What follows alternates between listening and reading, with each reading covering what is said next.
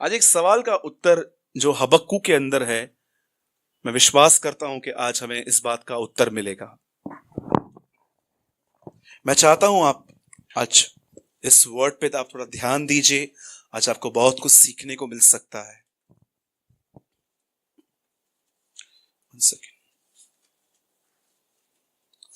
आप में से कितने लोगों ने एक बार हबक्कू की किताब पढ़ी है? पुराने नियम में एक भविष्यवक्ता है, उसका नाम है हबक्कू। बोलिए हबक्कू।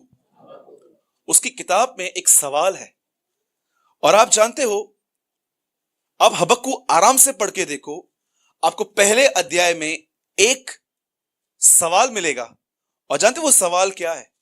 मेरे ख्याल से आपका भी सवाल होगा। और वो सवाल ऐसा है, वो परमेश्वर से पूछता है, दुष्ट लोग फलते फूलते हैं, ऐसा क्यों? वो लोग जो चीटिंग करते हैं, सब प्रकार के गलत काम करते हैं, वो फलते हैं, फूलते हैं। और हबक्कू कहता है हम प्रॉब्लम में। आपको पता है, एक जीनियन क्वेश्चन था हबक्कू के अंदर परमेश्वर के प्रति कि प्रभु ऐसा क्यों? अगर ऐसा क्यों है कि जो लोग ईमानदारी से चलते हैं उनके पास तकलीफें हैं, लेकिन दुष्ट फूलता और फलता है। आप जानते हो हबक्कू की शुरुआत एक क्वेश्चन से होती है और वो अपने आप में एक निराश भी था। पर आप में से कितनों ने हबक्कू का अंत पढ़ा है? जानते हो अंत क्या है? अंत ये है, चाहे दाखलता में दाख लगे या ना लगे, चाहे खेत में फसल उगे या ना उगे, परंतु मैं अपने परमेश्वर के कारण आनंद करूंगा। ये उसका अंत है। अब मुझे बताइए, एक आदमी शक से यकीन में कैसे आया? एक आदमी शक में भरा हुआ था, पर बाइबल कहती है उसका अंत यकीन पे हुआ। गिलातियों एकदम उल्टे थे। उनके लिए पौलुस कहता है उन्होंने आत्मा से शुरू किया और कहां अंत किया? शरीर पर। लेकिन हबक्कू एक ऐसा आदमी था जिसने शक से स्टार्ट किया, लेकिन उसने अपना यकीन पे उसने पूरा किया। अब सुनिए, मैं आपको जो कह रहा हूं, आप में से कितने लोग ये बात जानते हैं हबक्कू की किताब किस टाइम में लिखी गई थी?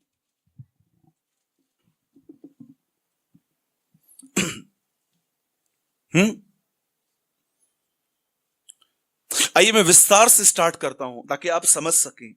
पुराने नियम में एक आदमी है, उसका नाम है हबक्कू। और उसने अपनी आंखों से देखा था कि जो लोग पाप में हैं वो बहुत फूल रहे हैं, फल रहे हैं, उनके पास सब कुछ है, लेकिन जो ईमानदारी से चल रहे हैं उनके पास बहुत तकलीफें हैं, उन्हें पूछने वाला कोई नहीं है, उनके साथ कोई सपोर्ट नहीं है। और परमेश्वर से उसने एक सवाल पूछा, ऐसा क्यों कि दुष्ट फूलते फलते हैं परंतु हम? और उसके बाद वो एक जगह पे ऐसा भी कहता है, बोलता है व्यवस्था को लकवा लग गया है।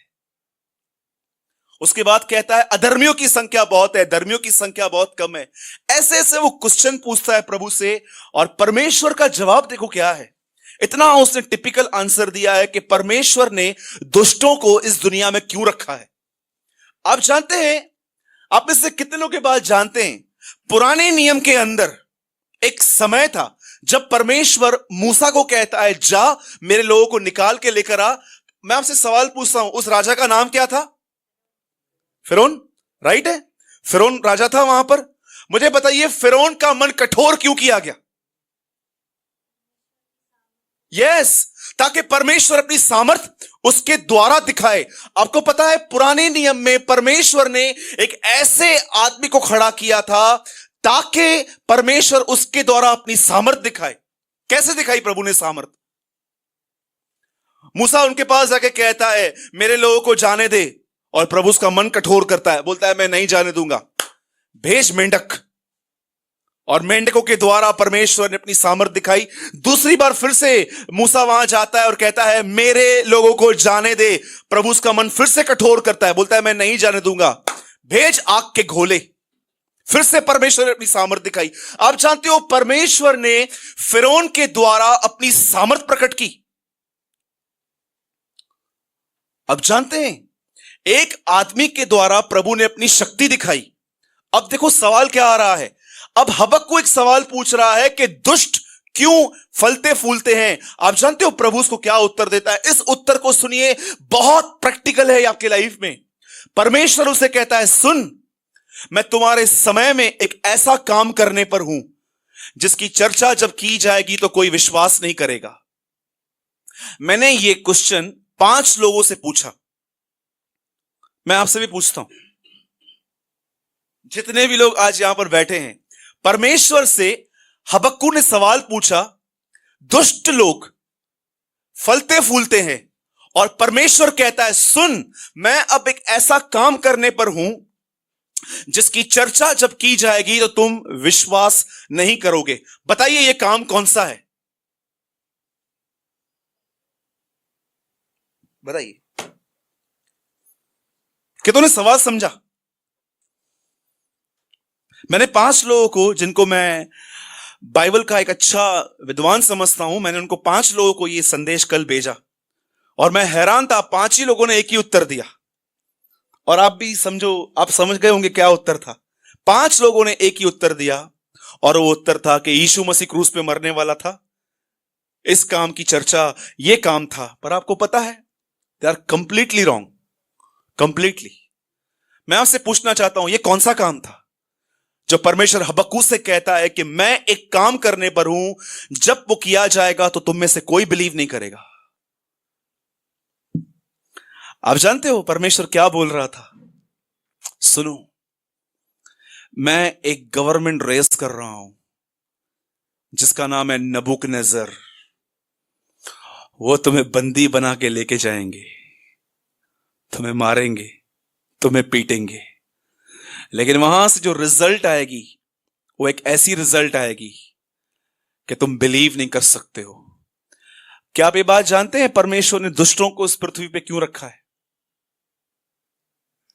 तुम्हें डिसिप्लिन सिखाने के लिए। मैं आपसे एक सवाल पूछता हूं, आपके लाइफ में भी कोई तो ऐसा होगा, हिकड़ो तो जरूर होगा, एक तो होगा जिसका मूड बार बार चेंज होता है आपके लिए, जिसका व्यवहार आपके प्रति कभी भी सेम नहीं रहता है। आपको पता है परमेश्वर ने उस आदमी को आपके लाइफ में क्यों रखा है? कितने लोग ये बात जानते हैं? Boss, difficult husband, difficult wife, situations.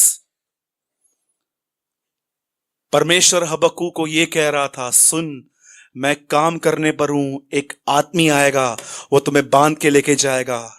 और मैं जानता हूं तुम सब सिर्फ यही सोचते हो, मैं प्रेमी हूं, मैं दयालु हूं, मैं ऐसे स्टेप्स लेता ही नहीं हूं कभी। पर क्या आपको पता है, पतरस में लिखा है, तुम उसे हे पिता कहते हो जो हर एक का न्याय भी करता है। आप में से कितने लोग ये बात जानते हैं, परमेश्वर आपकी जिंदगी में एक आदमी ऐसा रखता है जिसका मूड समय समय पर बदलता रहता है आपके प्रति, और वो आपको तोड़ता है। मैं आपसे पूछना चाहता हूं, आप उसका विरोध कर रहे हैं कि आप इस चीज को समझ के ले रहे हैं कि ये परमेश्वर ने ठहराया है मुझे ठीक करने के लिए? टेल मी, पूछिए अपने आप से। इसलिए पतरस कहता है, आओ उसके हाथ के नीचे आ जाएं ताकि उचित समय पे वो तुम्हें उठाए। आपके और मेरे जिंदगी में परमेश्वर कई बार ऐसी चीजें लाएगा, वो अलाउ करेगा ताकि हम डिसिप्लिन सीखें। आपको पता है इस दुनिया का सबसे कठिन काम कौन सा है? मैं आपको बताऊं, सबसे कठिन। प्रेयर करना बहुत आसान है, वचन पढ़ना उससे भी ज्यादा आसान है, प्रार्थना करना और चर्च में आना उससे भी ज्यादा आसान है। जानते हो इस दुनिया का डिफिकल्ट में डिफिकल्ट वर्क क्या है? सुनना, किसी की सुन के लेना। This is the most difficult. इसलिए बाइबल कहती है सुनना तो बलि चढ़ाने से उत्तम है। अगर आपको अपना स्पिरिचुअल चेकअप चाहिए ना, बोलो स्पिरिचुअल चेकअप।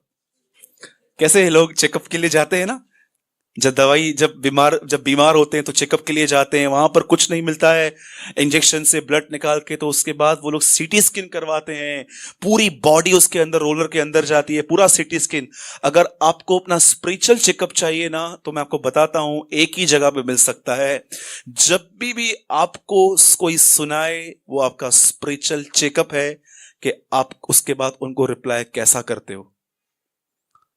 और अगर आप उनको चिल्लाकर रिप्लाई करते हो, आप उनको हैरसली रिप्लाई करते हो, मैं आपको बताना चाहता हूं यू आर सिक, आप बीमार हैं।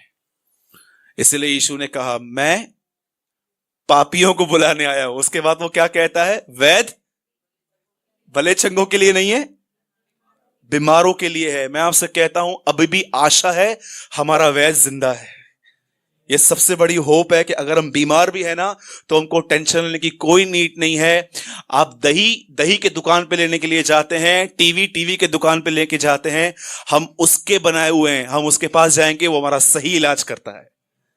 बोलो यीशु मसीह की। कितने लोग मेरी बात समझे? हबक्कू ने परमेश्वर से सिंपल सवाल पूछा, दुष्ट लोग क्यों फलते फूलते हैं, और परमेश्वर से सिंपल उत्तर देता है। और आप जानते हो यिर्मयाह ने भी यही सवाल पूछा था, और कितने लोग जानते हैं यिर्मयाह को क्या उत्तर मिला? प्रभु यिर्मयाह से कहता है, यदि तू चलती हुई सेना के साथ नहीं चल सकता, तो तू दौड़ने वाले घोड़ों के साथ कैसे भागेगा? मैं सोच रहा था प्रभु आपने इसको ऐसा उत्तर क्यों दिया कि जब तू सेना के साथ चल नहीं पाता तो तू घोड़ों के साथ दौड़ेगा कैसे? इसका मतलब क्या है? परमेश्वर कह रहा था जब तू थोड़ी थोड़ी बात भी बर्दाश्त नहीं कर पाता, तो तू बड़ी बड़ी बातें कैसे बर्दाश्त करेगा? आपको पता है यीशु ने एक वचन कहा, मुझे बहुत पसंद है। इस वचन में ऐसा लिखा गया है, धन्य है वे जो मेल मिलाप करवाते हैं। जानते हो मेल मिलाप का मतलब क्या होता है? इंग्लिश में बहुत ब्यूटीफुल लिखा गया है, blessed are the peacemakers. बोलो पीस मेकर। आपको पता है हमारे परिवार के अंदर यह वचन हमारे घरों में लिखना चाहिए, blessed are the peacemakers. धन्य है वे जो शांति के लिए काम करते हैं। पता है एक सच्चा विश्वासी कभी भी नहीं चाहेगा कि मेरे घर पे झगड़ा हो, और उसका एक चिन्ह क्या है, वो बेचारा हर बात एडजस्ट कर लेता है। वो अपने घर पे ऐसा बोलता है, भले खाना मुझे साधारण दो, पर प्लीज घर के अंदर ऊंची आवाजों में लड़ाइयां झगड़े मत करो। वो हर चीज में एडजस्ट करता है ताकि उसके घर में शांति बनी रहे। इसलिए यीशु कहता है धन्य है वे जो एडजस्ट कर लेते हैं हर चीज को, सिर्फ एक बात की वजह से कि उनके बीच में शांति हो। मैं आपसे एक सवाल पूछता हूं, जितने भी लोग यहां बैठे हैं, आप अपने घमंड को ज्यादा इंपॉर्टेंस देते हैं कि रिलेशनशिप को? टेल मी, किस चीज को आप बहुत इंपॉर्टेंट देते हैं?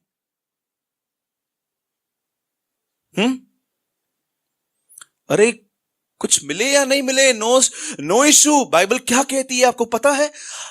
सीक द फेलोशिप, आपस में संगति ढूंढो। मैं आपसे यही कहना चाहता हूं कि परमेश्वर कई बार हमारे जिंदगी में ऐसे लोग रखता है ताकि वो हमारा स्पिरिचुअल चेकअप करें और हम डिसिप्लिन लाइफ में आए। मैं आपको कहता हूं डिसिप्लिन बाल बनाने में नहीं है, डिसिप्लिन व्हाइट शर्ट पहनने में नहीं है, बेल्ट लगाने में नहीं है। सच्चा डिसिप्लिन ये है कि आप सुन लेते हो और कोमलता से उत्तर देते हो। That is a blessed discipline, कि आप सुन भी लेते हो और आपका जो आंसर होता है वो जेंटली होता है। अगर सच में कोई ऐसा आदमी हो यहां पर, इसलिए बाइबल कहती है तुम्हारी कोमलता सब मनुष्यों पर प्रकट हो, प्रभु निकट है। बोलो यीशु मसीह की।